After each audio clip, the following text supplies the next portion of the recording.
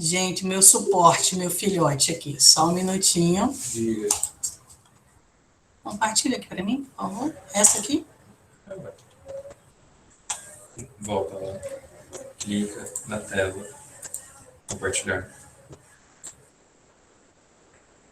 Ok, agora abre o PowerPoint. Deixa isso aí. Acho que agora vai. Abre o PowerPoint.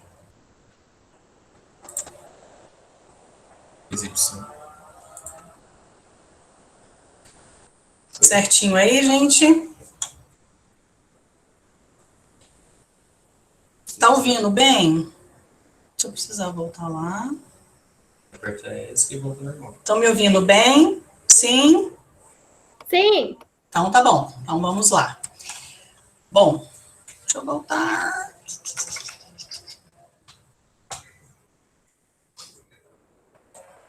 Vamos lá aqui.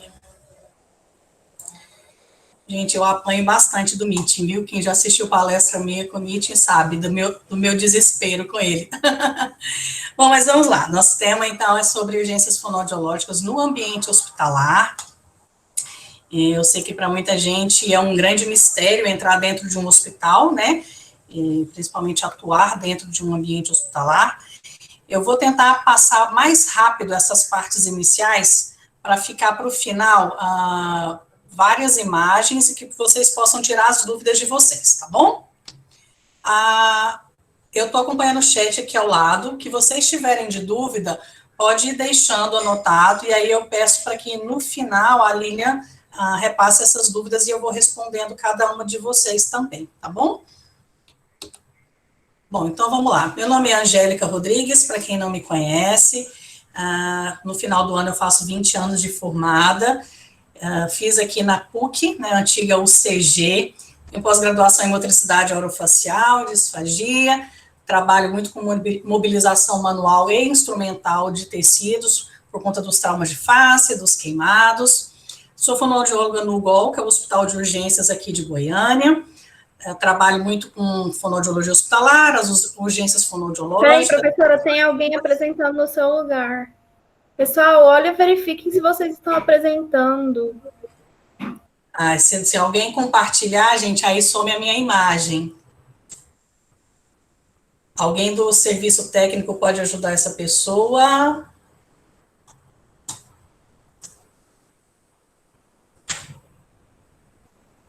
Voltou? Agora sim, voltou. Então, tá bom. Então, vamos lá. Nas urgências fonoaudiológicas, disfagia, os traumas de face, tanto com pacientes adultos e pediátricos, e além do hospital, os domiciliares e os consultórios e os treinamentos também. Inclusive, no final, tem uma surpresa para vocês, tá bom? Professora, estou trabalhando você novamente. Tranquilo. Você vai ter que parar de apresentar e voltar a apresentar. Vamos lá, então.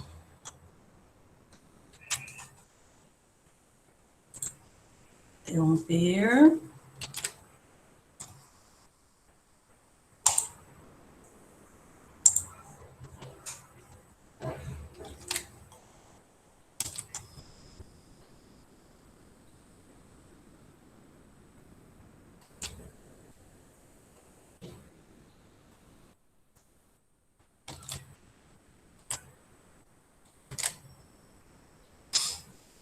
Vamos ver.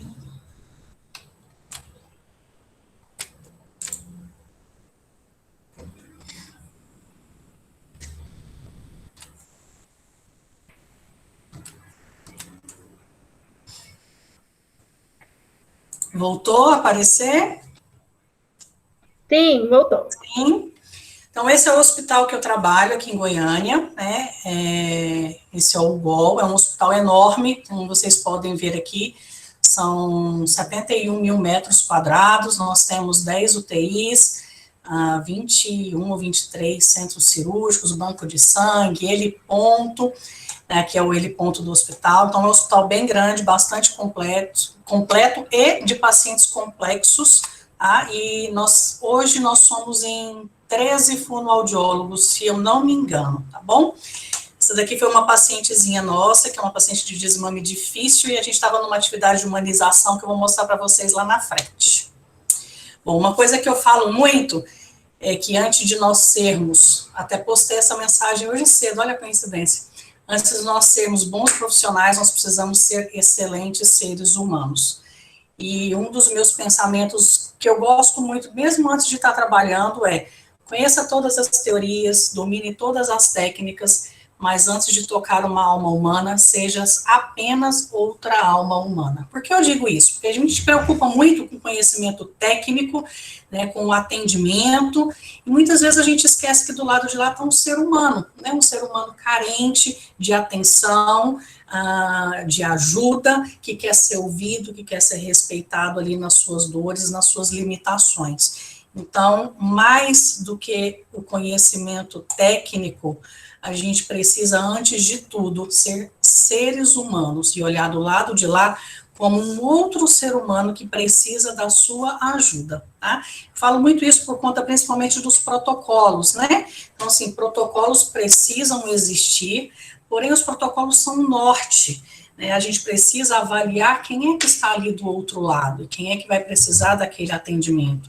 E aí a gente vai avaliar, com o nosso conhecimento técnico e com o nosso lado humano, qual é a necessidade daquele paciente e como a gente vai usar da melhor forma aquele protocolo, tá bom?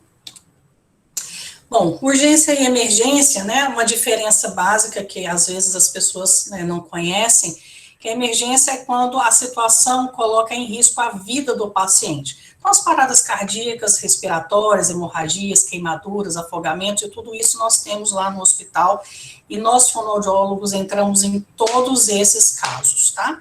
E a urgência, que são situações que não apresentam risco imediato, mas que, se não for atendido no tempo hábil, ele pode colocar esse paciente, né, transformar esse paciente em um paciente urgente para um paciente de emergência, tá bom? Bom, qual que é o nosso principal papel ali dentro do hospital? E eu falo muito isso para os pacientes, porque a grande maioria deles pergunta: o que o fono faz aqui, né, num hospital desse, né? Às vezes eles até olham, quando eu chego e me apresento: meu nome é Angélica, eu sou fonoaudiólogo, eu vim para te atender. E eles ficam olhando assim meio assustados, né, porque na cabeça da maioria deles não tem nada a ver, não faz sentido um fonoaudiólogo estar ali dentro do hospital. E então eu explico para eles que o grande peso nosso de atuação ali dentro é prevenir as broncoaspirações. E, lógico, todo o contexto que envolve o antes e o depois, né, nesse processo aí de prevenção dos riscos de broncoaspiração.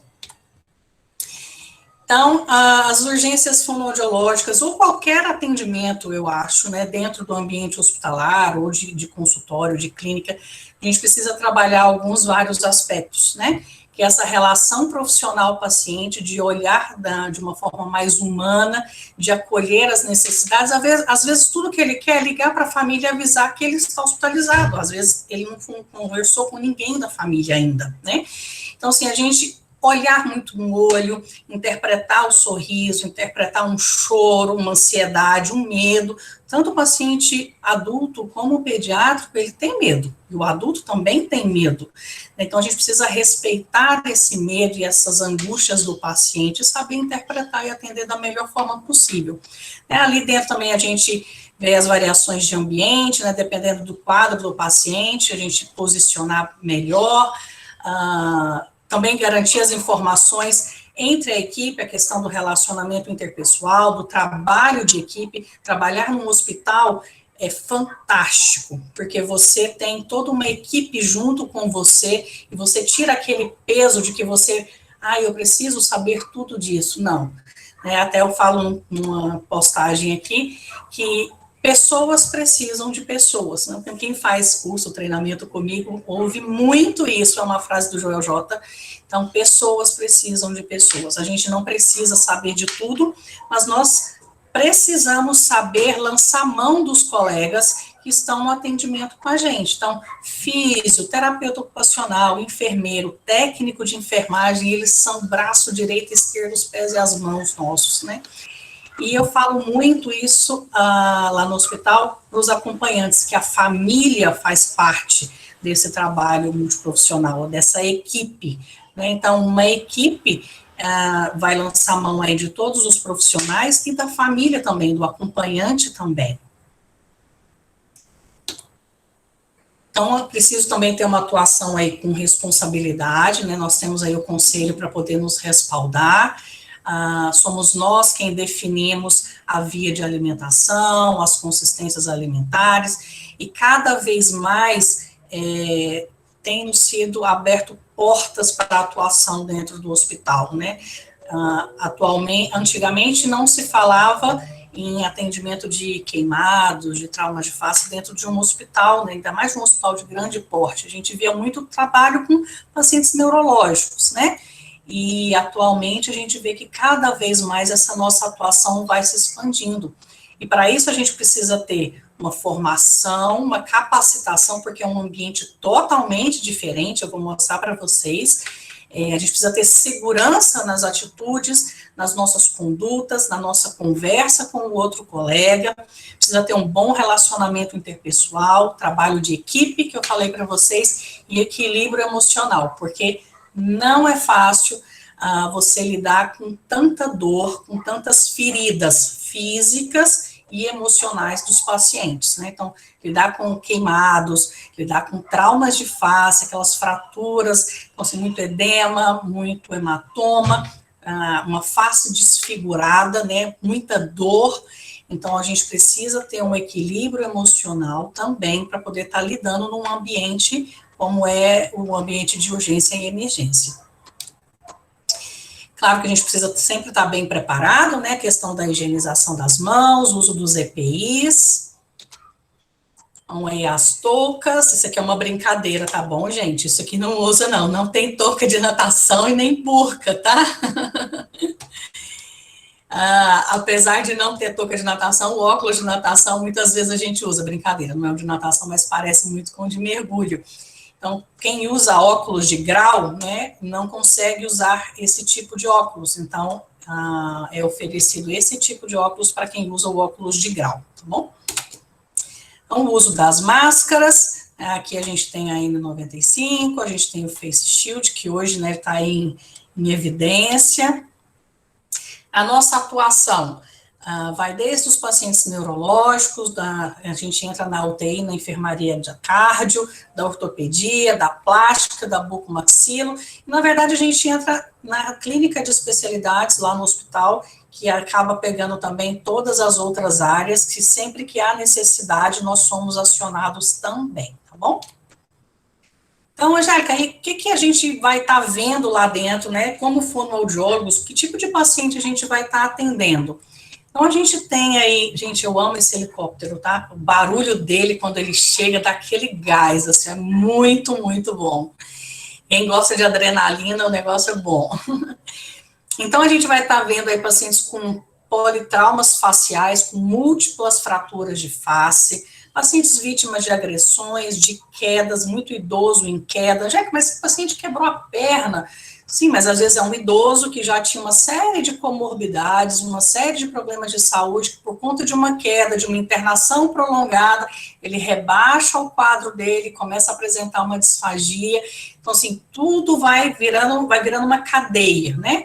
E aí nós somos acionados também para estar vendo esses pacientes. Infartos, doenças respiratórias graves, hoje o Covid está aí muito em evidência, mas a gente pega muito DPOC também, muito paciente dependente de ventilação mecânica, tá?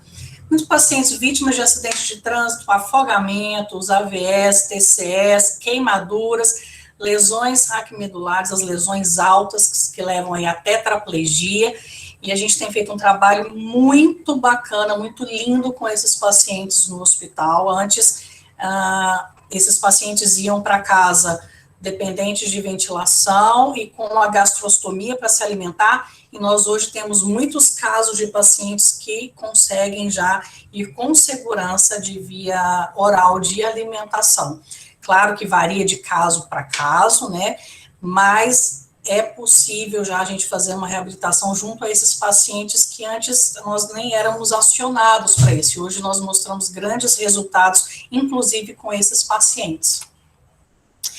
Então, nós temos aí a prevenção dos riscos de broncoaspiração, questão da comunicação com o paciente, do paciente com os outros profissionais, a gente vai ajudar a viabilizar essa comunicação.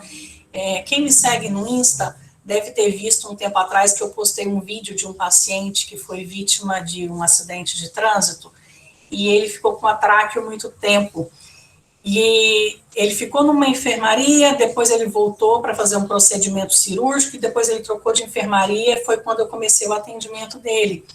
E ele me falava que no primeiro momento, quando ele estava na UTI, ele não se lembrava de nada, quando ele saiu da UTI, que ele ficou a primeira temporada ali de enfermaria, ele falava que as pessoas achavam que ele não entendia nada, que ele era agitado, confuso, quando, na verdade, ele queria falar, e ele não conseguia falar, porque ele estava com a traqueostomia, com cuff insuflado, que é um balonetezinho, que depois eu vou apresentar para vocês, e aí ele não conseguia se comunicar, e quando eu comecei o atendimento dele, né, que aí depois ele foi fazer outros procedimentos e voltou para a enfermaria, uma outra, e aí a gente foi fazer deflação de cuff, liberou ele da tráqueo, ele voltou a conversar, voltou a se alimentar, e aí na alta ele falando que ele não conhecia o serviço de fonoaudiologia, ele nunca imaginou que tivesse fonoaudiólogo, muito menos dentro do hospital, e aí ele começou a chorar, porque ele falou assim que foi através do serviço de fonoaudiologia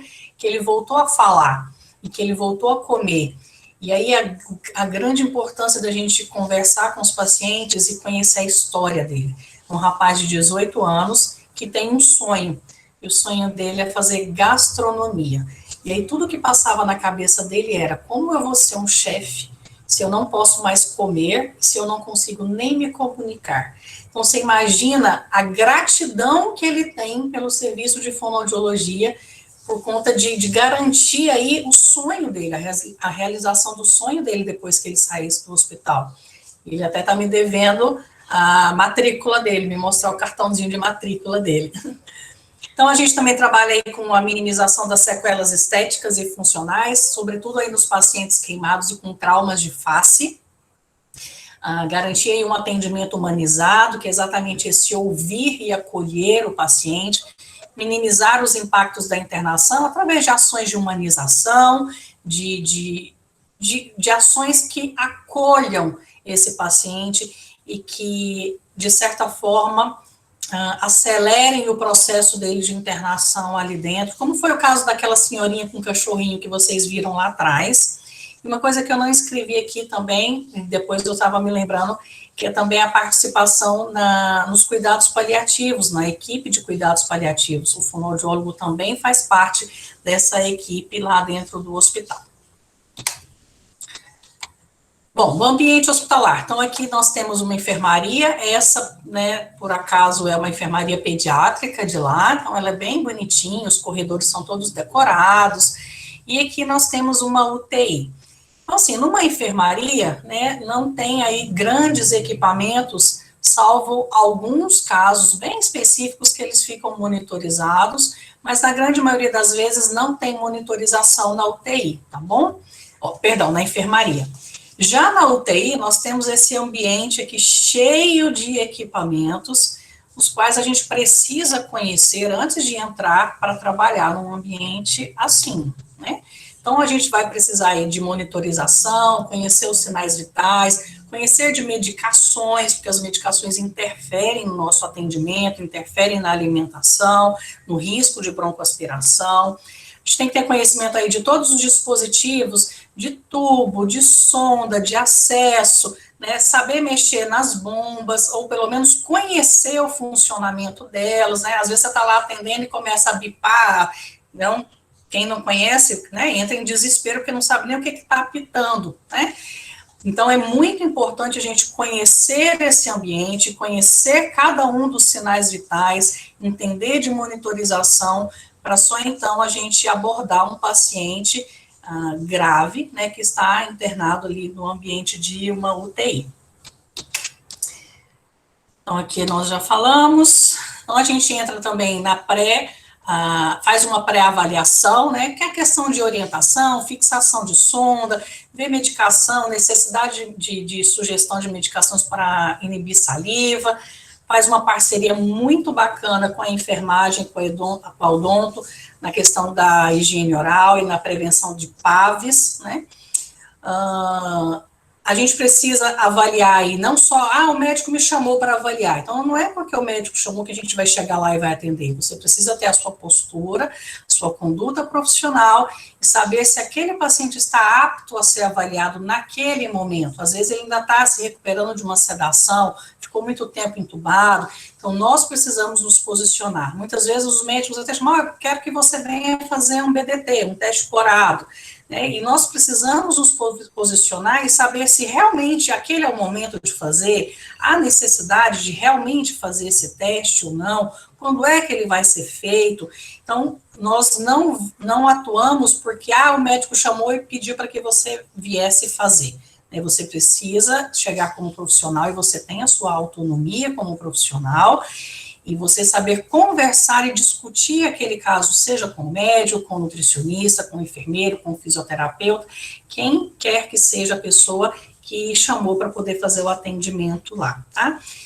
Eu falo muito de chamou, mas nós temos profissionais em todas as áreas, em todos os setores do hospital. Porém, não existe um setor que é fixo, tipo, a Angélica fica só no queimados. Angélica fica só com os pacientes da bucomaxilo, com os traumas de face. Não, então se houve uma necessidade, lá na cardio, Angélica vai lá na cardio e faz a avaliação, define a conduta, da mesma forma, tá? Então, a gente mais ou menos delimita os setores, mas nós fazemos uma atuação em todo o hospital, como diz a gestão lá, nós somos fonoaudiólogos do UGOL, né, e não de determinado setor.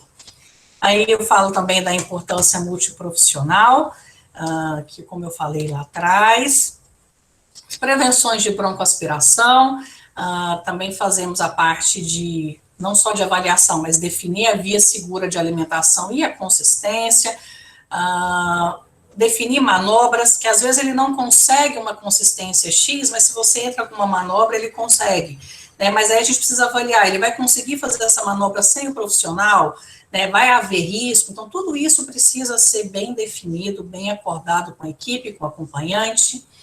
Tem também a questão da GTT, que é a gastrostomia, o fonoaudiólogo que sugere a GTT, né, que é a via de alimentação de longa permanência, e avalia a necessidade. E aqui eu quero mostrar para vocês assim, o trabalho que é feito lá dentro. E então eu vou até abrir para vocês fazerem as perguntas e as considerações, e aí eu vou respondendo dentro das dúvidas e dos questionamentos de vocês, tá bom? Só um outro comentário. Uma aluna me fez uma sugestão de que eu fizesse, relacionado a esses tópicos aqui atrás, que fosse feito um checklist. Eu não consegui fazer isso a tempo da aula, né? A sugestão veio hoje, mas eu me disponibilizei a fazer. Então, eu vou conversar com vocês da seguinte forma. Nós vamos fazer um acordo aqui. Então, vocês fazem aí umas postagens, né? Faz uma postagem, me marca, tá bom? Relacionada à nossa aula de hoje, me marca para eu saber quem é que foi também. E eu vou preparar esse checklist de atuação hospitalar e vou encaminhar para as pessoas que fizerem as marcações, combinado? E daqui para frente nós vamos ter somente fotos. Então, as dúvidas que vocês tiverem, começa a colocar tudo no chat que eu vou tentar ir respondendo, tá bom? Então, isso daqui é a parte de atuação humanizada. Então, vocês podem ver que os pacientes, mesmo cadeirantes, né? Essa da senhorinha aqui até está com suporte de O2, dentro das condições da segurança, nós levamos eles para momentos de humanização. Então, sejam festas, né, aqui, se eu não me engano, era a parte do carnaval, né? Essa senhorinha aqui, ela estava internada há muito tempo, ela não tem marido, não tem filhos, mas ela vivia com o Juninho, que é esse cachorrinho. E foi uma história muito linda, que nós descemos ela, se vocês observarem, com a cama e tudo, para o gramado do hospital. E ela nem conseguia fazer deflação de cuff. Porém, como o cachorrinho estava muito agitado, ela queria acalmar ele, ela queria conversar com ele. E mesmo com várias falhas anteriores, nessa hora ela pediu para que nós tentássemos novamente com ela, né, manusear aí o cuff para que ela conseguisse conversar. E aí a grande importância da humanização, porque aí, como tinha uma motivação muito grande, ela conseguiu, né? Então, nós fizemos a parte de deflação, se vocês observarem, tem uma seringa aqui na minha mão, que foi que a gente usou para fazer a deflação dela lá na hora, e ela conseguiu conversar com o cachorrinho, aqui é o momento que ela está conversando com ele. Então, é muito lindo esses momentos, e a equipe multiprofissional que tem grande peso nessas ações de humanização. Então, aqui é uma pintura que tem, o hospital tem várias pinturas desse tipo, foi um projeto de humanização também para o hospital. Isso daqui é o serviço de fonoaudiologia com os indicadores de broncoaspiração, que nós levantamos todos os riscos de broncoaspiração e todos os casos também que acontecem, graças a Deus, nós temos pouquíssimos casos, tá? Isso daqui é um projeto que tem no hospital, que eles fazem um cartão elogio, que na verdade os pacientes quando vão embora, eles podem ir na ouvidoria, ou eventualmente o ouvidor passa também no hospital, para poder, né, colher ou queixas, reclamações, sugestões, e muitas das vezes eles fazem elogios. E esses elogios, a ouvidoria converte nesse cartão elogio, e aí eles fazem um evento com café da manhã e entregam para a gente esses cartões com os elogios, com os dizeres que o próprio paciente fez, né? Eles só transcrevem para esse cartão. Bom, aqui alguns dos materiais, né, que a gente usa. Então, aqui o oxímetro, um esteto, uma agendinha com a caneta para você dar conta de anotar todos os casos que vocês, né, vão atender aí durante o dia de atendimento. Aqui é um carrinho que eles usam para fazer a distribuição das dietas. Todas as dietas vêm com o nome e a consistência que o paciente pode comer de forma segura. Também tem ali o leito, se é uma avaliação ou não. Então, aqui, ó, quando é teste, né, sempre vai escrito. Isso daqui é um painel que tem no corredor principal de acesso à enfermaria pediátrica. Aqui é a entrada das UTIs, né, de um dos grupos, né, a gente fala UTI 2, mas na verdade são 4, né, tem a ala 1 de UTIs e a ala 2.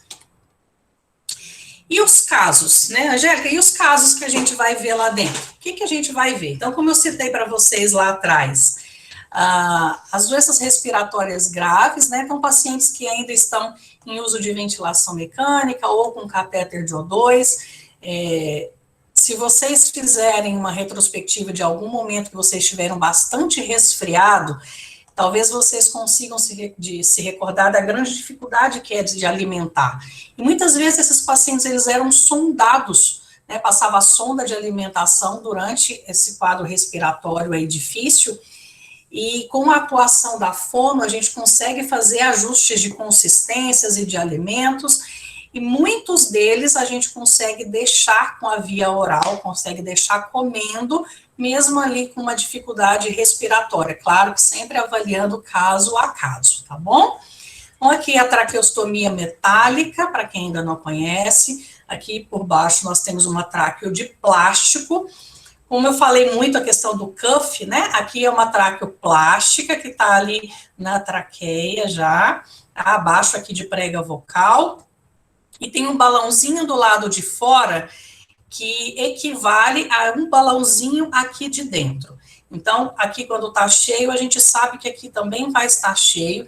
Então, o ar, ele só vai passar por dentro da tráqueo e sair aqui. Ele não vai passar aqui e ir para a cavidade oral, ele não passa em prega vocal. Então, quando o balãozinho está cheio, o paciente ele não consegue conversar, tá? Não consegue sonorizar, tá bom? Isso daqui é um caso de... e aí voltando no respiratório, então a gente tem aí os DPLCs graves, nós temos vários casos, tá? E agora aí com a chegada do inverno, as várias doenças respiratórias que acometem grande parte dos idosos e das crianças também, né? E o que está mais, né, em evidência agora, que é a própria questão do Covid, tá bom? Isso daqui é uma pacientezinha que ela entrou no hospital com 2 anos, e fez um traumatismo craniano e uma lesão medular alta, ela ficou tetraplégica, ela só mexe a cabecinha. Hoje ela já está uma mocinha, me manda vídeos lindos cantando. Quem tem meu Insta tem vídeos lindos dela lá cantando, uma coisa fofa, e ela é um exemplo de paciente que, mesmo sem a válvula de fala, ela conseguia conversar dentro da UTI, a gente conseguiu ensinar para ela como direcionar o fluxo aéreo, e ela conseguir conversar, mesmo dependente do ventilador mecânico. Claro que precisa de ajuste, um trabalho conjunto da fono e da físio, e ela também consegue comer. Então, hoje ela se alimenta exclusivamente por via oral, é uma fofa, que vocês podem até estar vendo, tem até o canudinho dela aqui. E ela foi o primeiro caso de lesão medular alta lá no hospital que nós colocamos como via oral exclusiva. E assim, foi um grande susto para grande parte da equipe, mas uma grande vitória da fonoaudiologia de poder mostrar que o nosso trabalho, né, eu falo que o grande resultado é isso daqui, ó, um sorriso. Né? Eu não sou terapeuta de ensinar a comer, eu não sou terapeuta de ensinar a falar, eu sou terapeuta de devolver sorrisos. Isso é o mais importante, é o mais lindo que a gente tem, que a gente pode fazer ali dentro, tá bom? Isso daqui é na atuação dos pacientes da cardio, são cirurgias de peito aberto, tá? Esses pacientes da cardio, eles não podem tossir, então, assim, a gente tem que minimizar ao máximo os riscos dele de engasgo, de tosse, porque se eles tossem, eles abrem isso daqui. Né? Eles até fazem uso das cintas torácicas, tá bom? Mas o nosso trabalho, ele é importantíssimo para definir uma consistência adequada para esse paciente, para que minimize ao máximo o risco aí de tosses e de engasgos, e prevenir broncoaspiração e de abertura de peito também. E como alguns desses pacientes ficam muito tempo entubados, eles também evoluem com uma disfonia importante. Né? Hoje mesmo eu atendi 2 pacientes que me chamaram lá, eu já cheguei achando que era para disfagia, né? E eu cheguei lá falando, já que ele está afásico. Eu falei, como ele está afásico? Um paciente da cardio está afásico? E aí, na verdade, não era afasia, era uma disfonia, né? Mas, assim, a equipe, ela não sabe classificar e avaliar como a gente. Então, eles acionam e querem o nosso atendimento. E hoje, para minha surpresa, nem era para a questão de alimentação desses pacientes. Eram 2 pacientes que tinham chegado de cirurgia de peito aberto e que tinham ficado muito tempo entubados, um estava bem disfônico, o outro estava completamente afônico. Então, é um trabalho também da fonoaudiologia junto com os pacientes da cardio. Para quem não conhece, isso daqui é uma prancha ortostática, onde nós fazemos exercícios da fisioterapia, de TO, e a gente aproveita para fazer os atendimentos da fono também, junto com esses pacientes. Aqui nós temos aí o público de traumas de face, e aí, onde eu peço para que todos vocês tenham aí força, tá bom? Precisa ter sangue frio, nada, mas como eu falei lá atrás, né, a gente precisa ter o emocional bastante equilibrado para estar lidando com esse público, tá bom? Então, são imagens um pouquinho pesadas. Vamos lá. Então, nós temos aqui os traumas de face, então esse paciente teve múltiplas fraturas, né, de face, então é um paciente que fica extremamente inchado, tudo roxo, então nós vamos definir a via de alimentação, esse tipo de paciente não pode sondar via nariz, o sugerido é pela boca, alguns pacientes a gente nem consegue sondar pela boca, e aí cabe um exercício grande da fonoaudiologia de viabilizar a alimentação dele até que seja feita a cirurgia de reparo pela bucomaxilo. Então, isso daqui é uma boca, né, dentro da boca de um paciente com trauma de face. Aqui, eu não sei se esse é um Steve Johnson ou se é de uma queimadura, mas aqui me parece um Steve Johnson, tá? Isso daqui também é um outro caso, que é um trabalho aí de fono, de buco, e tanto de viabilizar a alimentação, quanto de prevenir broncoaspiração, e também de minimizar as sequelas que esses pacientes têm por aí, tá? Aqui entram as queimaduras, né? Então, aqui já são pacientes que já estão próximo da alta, então, o risco aí de fazer microstomia, porque as queimaduras, elas são tão fortes, a contratura que elas fazem, que elas acabam por forçar essa musculatura e fazem um cinturão em volta aqui, né, faz um cordão, a gente chama de brida circunferencial, e acaba por minimizar a abertura oral desses pacientes. E a atuação da fono, gente, traz um resultado incrível, é imediato, tá? A gente faz a mobilização e eles já conseguem abrir a boca.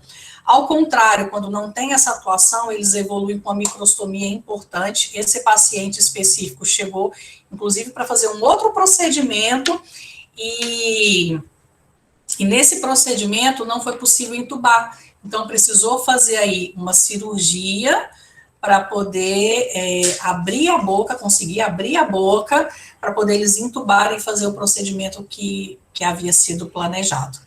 E o que eu acho mais lindo é isso daqui, ó. Isso aqui é a mesma paciente durante o período de internação. Então, a gente tem ali uma face toda machucada, um olhar triste, um olhar de dor, um olhar sofrido, e a gente evolui para um olhar assim e um sorriso assim. O meu objetivo é isso daqui, ó, é sorriso, tá bom? O sorriso de voltar a comer, o sorriso de voltar a falar, o sorriso de voltar a se expressar. Isso é que eu acho mais lindo de conquista nosso da fonoaudiologia. Bom, então eu tenho aí agora com vocês para poder a gente tirar as dúvidas. Eu quero saber aí o que vocês querem saber aí de dúvidas, de questionamentos, e eu vou tentar responder a todos aí para vocês, tá bom? Deixa eu tentar só voltar aqui. Vamos lá, deixa eu olhar aqui no chat. Gente, eu vou tentar voltar um pouco e vou respondendo, tá bom? Angélica? Sim. Se você quiser, eu vi duas perguntas aqui, uma é da Daiane e outra do Rafael. Eu vou emendar as duas para você, para facilitar. A Daiane quer saber como que está o recebimento, se vocês estão tendo muito caso de Covid no GOL, e emendando com a pergunta do Rafael, quais foram as mudanças na rotina do atendimento fonoaudiológico devido ao Covid? Tá, então vamos lá. Questão de... Só um minutinho aqui. Questão de Covid. O GOL, ele não é referência para atendimento de Covid. Ele até ele até é referência pediátrica como suporte, né, se eu não me engano, do VHCamp. E só que o que acontece? Nós temos aí um grande número de pacientes assintomáticos. Então, às vezes, os pacientes internam por conta de um TCE, de uma AVE, de um infarto, de um desconforto respiratório, né, inicialmente por um outro motivo. E aí, com os exames realizados, a gente acaba identificando o COVID, né? Daí, esse paciente, se ele apresenta sintoma inicial, ele já é isolado, e se é uma coisa que foi bem identificada por conta de um exame, que aparece ali a suspeita através de uma tomografia de pulmão, alguma coisa nesse sentido, ele é isolado até que seja confirmado, e aí ele é colocado numa ala específica para esses pacientes. A rotina da fonoaudiologia mudou no seguinte sentido: como nós temos essa ala específica, apesar de não ser o hospital de referência, mas a gente precisa ter um suporte para esses pacientes que foram aparecendo, então uma fonoaudióloga que esteja em atendimento naquele setor, naquele dia ela vai ficar só naquele setor, por mais que hajam outros chamados, o restante da equipe cobre o restante, e quem está naquela ala fica exclusivamente naquela ala, tá bom?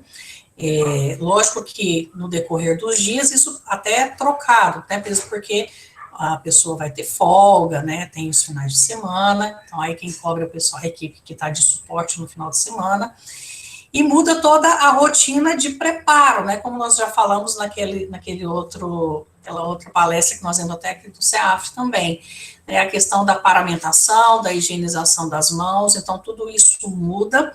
E na parte de condutas fonoaudiológicas é muito parecido com os outros casos de doenças respiratórias graves, né, no sentido de definir via de alimentação, isso já após a parte de extubação. Eu estou falando de uma forma muito resumida, porque assim é um contexto bem grande mesmo, mas muda a questão do preparo, da paramentação, das condutas a serem definidas, das manobras a serem definidas, do que pode e o que não pode. Então, manobras do tipo que usem tosse, escarro, pigarro, sopro, ambu, essas coisas não são indicadas, tá bom?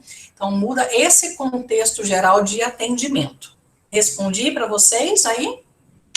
Esclareci da forma que vocês desejavam? Tem outra pergunta? Você quer que eu leia? Pode ler para Claro. você? É da Francine. Ela está perguntando, paciente jovem com choque elétrico, desculpa, quanto tempo o desmame da traqueostomia? Aí ela colocou força de tosse, se tem muita fraqueza, como que é? Olha só, questão dos pacientes com choque elétrico.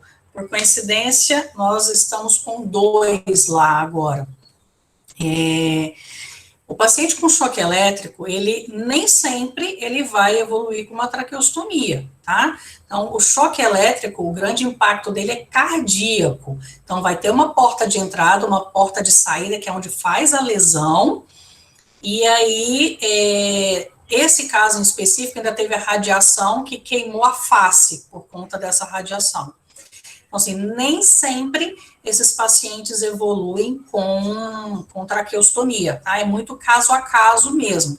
Agora, não se considerando aí especificamente o paciente com queimadura por choque elétrico, vou abrir aí o leque aí, né, para uma queimadura por álcool, por fogo, também depende muito. Então, quando queima, só o fato de você queimar a via aérea e ter prejuízo aí respiratório, já é considerado um paciente grande queimado. Então, o grande queimado não é porque ele queimou da cabeça aos pés, tá? Por prejuízo de áreas nobres, como face, as mãos, os pés, tá? São áreas nobres, e aí o paciente é considerado como grande queimado.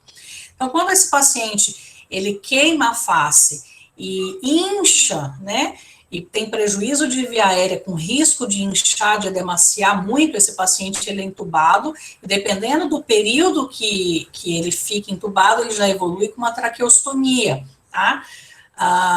Eu até falei num outro treinamento, a questão de evolução da traqueostomia varia muito também de paciente para paciente, mas uma coisa que é muito interessante é que, passada essa fase de testes e de decanulação, geralmente não é um paciente que evolui com uma disfagia, eu falo mais a nível faríngeo, não considerando essa fase preparatória, a fase oral, tá bom? Às vezes ele tem uma limitação de fase oral por conta das lesões, então compromete um pouco a abertura de boca, compromete um pouco aí a mobilidade de língua, dependendo do tipo e do grau de queimadura, né? Às vezes foi uma queimadura por soda cáustica, daí queima toda a língua, então assim, isso varia muito, tá bom? Então varia bastante, ele fica com a tráqueo, até ele conseguir fazer o desmame dele, da ventilação mecânica, passou essa fase, nós já somos acionados para fazer os testes com ele, geralmente eles evoluem bem, não são pacientes que passada essa fase inicial, passou para a parte da fono, né, não são pacientes que ficam um grande período de tempo com a tráqueo, eles evoluem bem para decanulação e para uma via oral exclusiva também. Uma coisa que eu falo muito é que, como lesa muito face, muita gente imagina que, tipo, mas vai comprometer a fase oral, ele não consegue abrir a boca, então eu vou ter que manter uma dieta mais pastosa, líquida pastosa. Eu já penso um pouco diferente, né, porque o fato de você mastigar, você vai estar trabalhando a musculatura, tá? E esse trabalhar de musculatura já é um exercício de mobilização para a gente prevenir sequelas estéticas e funcionais desses pacientes. Então, um resumo geral, a traqueostomia depende do tipo de queimadura, do grau de queimadura, se lesou via aérea ou não. Passada essa fase de estabilização clínica do paciente, entrou com a fonoaudiologia, não tende a demorar muito, tá? Porque geralmente são pacientes conscientes, orientados, raros são os casos associados a algum traumatismo, tá bom? De algum trauma craniano. Mais perguntas? Tem mais uma, é do Tiago Teles, que gracinha, nosso aluno da pós-história de Brasília, né, Tiago? Prazer você aqui com a gente. Ele está perguntando assim, adorei a pergunta dele, ó. Paciente traqueostomizado com rolha, qual a sua conduta em caso de dessaturação durante o seu atendimento? Ótimo. Geralmente, é como eu falei para vocês, o atendimento fonoaudiológico, ele é feito sempre em equipe, tá? Não que sempre entra 2, 3 profissionais de uma vez, mas as condutas são tomadas em equipe. O paciente que faz rolha, geralmente o fisioterapeuta, ele já teve algumas experiências, então ele já tem um histórico, isso fica na evolução, e pode acontecer, né, de você estar num atendimento e o paciente começar a dessaturar. Não é a nossa função, naquele momento, fazer a aspiração e manobras para poder a gente tentar reverter o quadro. Como a gente tem uma atuação conjunta, geralmente o acesso é fácil, tá bom? Claro que se for um caso de urgência, supra-urgência, não consegue achar um físio, um enfermeiro, alguma outra pessoa, a gente faz essa atuação, mas lembrando que você precisa ter segurança nesse tipo de abordagem para poder estar tentando liberar aquela rolha, sempre bem paramentado, com equipamento estéreo, luva estéreo, o aspirador estéreo, o vacômetro tem que estar ali a postos, mas esse paciente já é um paciente que já tem um histórico, né? Então, já tem algumas características que o levam a fazer mais ou menos rolhas. Então, já tem isso na evolução, a equipe geralmente é toda ciente, e geralmente, como eu disse, é um trabalho bem conjunto. Estou lá com o paciente, começou a dessaturar, estou monitorando, né? Eu vejo a dessaturação, ele vai estar provavelmente dentro de uma UTI, né? Você aciona o colega que está com você, mesmo porque provavelmente naquela hora você não vai estar de mão, né, com tudo ali estéreo para poder fazer aquele procedimento no momento. Então você aciona mais alguém da equipe e você sempre está assistido. Isso é o incrível de você trabalhar em equipe, né? Dentro da UTI facilita muito, tá bom? No ambiente já de enfermaria, nós temos sempre o oxímetro, mas nem sempre você vai estar com o oxímetro no paciente, às vezes não tem aquela necessidade, mas acontece de você perceber que o paciente não está legal, né? Então, você vai proceder da mesma forma, aciona alguém, seja para buscar o equipamento, ou seja para monitorar o paciente enquanto você corre, prepara, mas o trabalho em equipe é que é fundamental, e é o olho, né? Às vezes ele não vai estar monitorado lá na enfermaria, mas o paciente começou com desconforto respiratório, mudou a coloração dele, a mão esfriou, então já é um sinal de alerta, ele vai começar a fazer um desconforto respiratório, né? Mas é muito difícil acontecer de fazer ocluiu total, né? Geralmente faz uma oclusão parcial, que ainda viabiliza ali a questão respiratória, e você consegue a tempo mobilizar uma equipe ou atuar diretamente com aquele paciente, tá bom? Mais alguma pergunta? Eu tenho uma pergunta, Angélica. Manda ver. É minha essa, hein? Vamos lá. Vamos lá, você falou, né, você apresentou em um dos seus slides, né, que na emergência hospitalar, o que a gente pode estar vendo, né, que os fonoaudiólogos vão ajudar, né, no tratamento, na terapia, na primeira avaliação, não sei como que a gente usaria, mas assim, você citou politraumas faciais, AVC, agressões, tipo um tiro, né, um tiro na boca, no pescoço que pode interferir, né, um infarto, uma queimadura, né, até mesmo por um choque elétrico aí, mas se no UGOL tem fono na sala de urgência e emergência, se vocês ficam lá ou se vocês são chamadas só por algum motivo, solicitação médica do enfermeiro, qual que é o momento mesmo da primeira intervenção fonoaudiológica lá, nesses casos de emergência e urgência? Tipo uma queimadura. Bom, dentro do PA mesmo, lá da emergência mesmo, o paciente chegou, naquele momento não nos cabe ali, porque naquele momento é uma estabilização geral, uma estabilização clínica daquele paciente, né?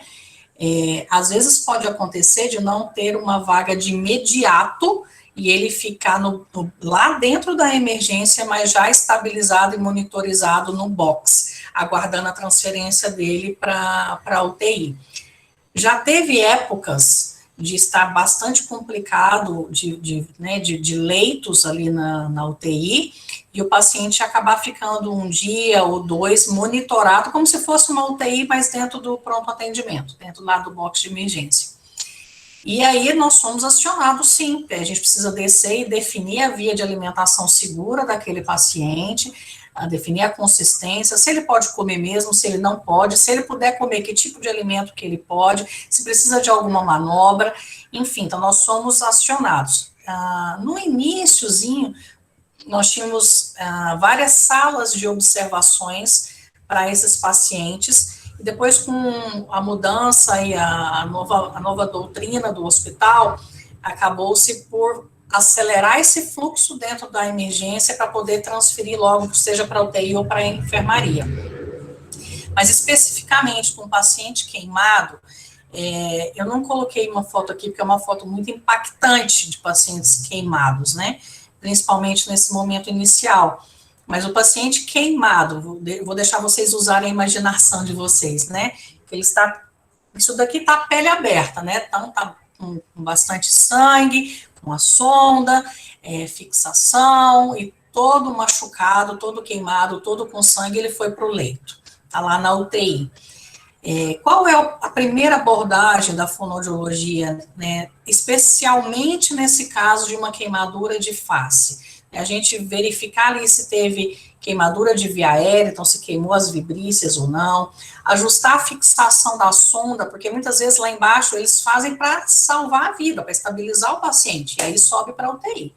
Então, às vezes a fixação, ela pega e traciona a orelha dessa forma, ou traciona a narina assim para cima, e isso vai trazer prejuízos para o paciente depois. Então, a gente organiza essa fixação da sonda de uma forma que não vai tracionar a narina, nem tracionar a orelha, tá? Posicionar e alertar a equipe para manter essa cabeceira bem elevada, para diminuir o edema, que vai acontecer, mas com a cabeceira elevada a gente minimiza esse edema. Então, essas são as atuações iniciais, logo que o paciente chegou, tá? Mesmo que seja um trauma de face, segue mais ou menos esse fluxo também. E um caso interessante, que eu estava de plantão no final de semana passado, e aí me chamaram na enfermaria das especialidades com o seguinte chamado: Angélica, tem um paciente com trauma de face, acabou de ser admitido, acabou de ser internado aqui na ala, e ele já veio com a dieta dele liberada, mas está saindo tudo no nariz.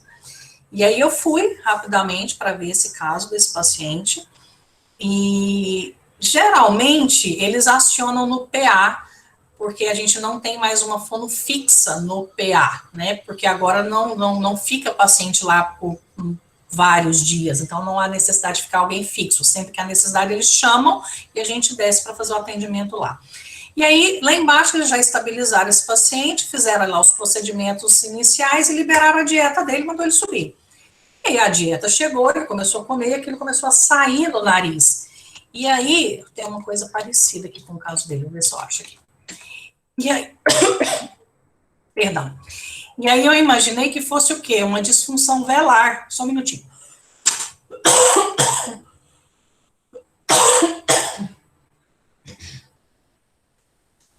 Fono broncoaspirando.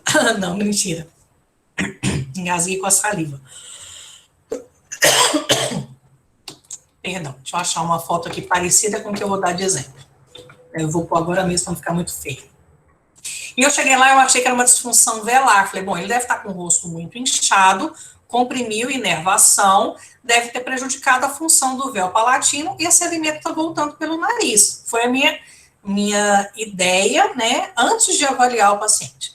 Mas a gente chega lá e começa do zero, a gente avalia a estrutura, né, avalia tudo, passo a passo.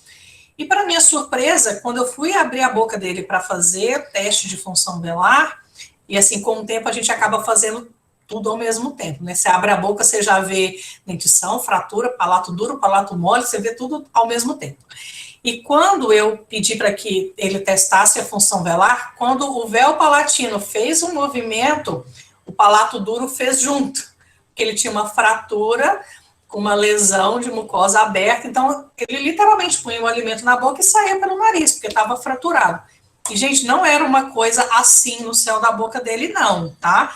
Era uma coisa muito sutil, tipo assim, se vocês virem essa marca aqui, ó, desse caso, era semelhante a isso daqui, tá? Então, ele tinha ali uma comunicação por conta das múltiplas fraturas que ele teve, tinha essa comunicação e quando ele fechava, né, e tem a questão do jogo pressórico aí de deglutição, então a pressão aqui aumentava, onde tinha menor pressão era no nariz, o alimento saía pelo nariz. Então, assim, a atuação da fono começa desde a admissão do paciente estar lá, sanguinolento ou não, né, seja por um trauma de face, por uma queimadura, mas ele já está lá no ambiente de UTI, já estabilizou clinicamente, ou um paciente que foi admitido, né, de imediato, não precisou de UTI, mas é um caso importante, um caso que vai trazer grandes riscos e a gente entra mesmo antes da cirurgia feita pela bucomaxilo. Inclusive, esse caso, a gente, né, eu tive que acionar a bucomaxilo para poder agilizar o processo de intervenção dele, e aí a gente fez algumas manobras para que ele conseguisse se manter alimentando até o horário da cirurgia que estava programada para que ele fizesse aí pela bucomaxilo, tá? Vamos lá, mais alguma? Beber água é ótimo. Mais alguma pergunta, gente? Vou tirar dessa foto feia. Vamos uma coisa mais legal aqui, né? Que... Mais dúvidas? Mais aí alguma coisinha que vocês queiram saber? Oi, Valéria! Beijo! Vamos lá, gente? Mais alguma coisa que eu possa ajudar vocês? Então, a gente vai aí fazer o nosso encerramento.